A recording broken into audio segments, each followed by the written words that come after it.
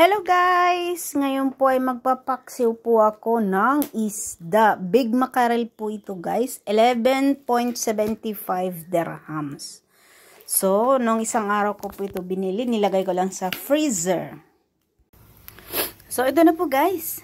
This is it. Oh, yan na po. Magluluto na po ako. Nakasalang na. Nakasalang na. Dito ako sa likod nagsalang. Kasi ang amoy fish. Yun na yun. So, ay nakalimutan ko pala yung black pepper. Wait. A few so, ito moments guys later. ang aking lulutuin mamaya. Ngayon na ipapaksiw ko po ito. With matching chili. So, yummy guys. At saka yung gulay na munggos.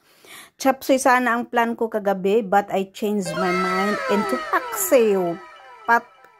Patchoy, ano ba yun? Chapsoy. And then, change plan to paksiw. So, ito guys ang aking ulam mamaya. Okay guys, magluto na po ako. Babos, before I end up my video, please don't forget to follow me. I'll follow you back. Bye! Hello po guys, good afternoon. So let's eat lunch. This is my lunch for today guys. Paksiw na big mackerel fish. Ayan po siya. Gusto ko ang ulo dahil masarap sipsipin guys ang ulo. So ayan po guys, ulo ang aking pinili. Dahil ang ulo po ay napakasarap sipsipin. The matching po ang gulay ko ay munggos. Munggos po yan.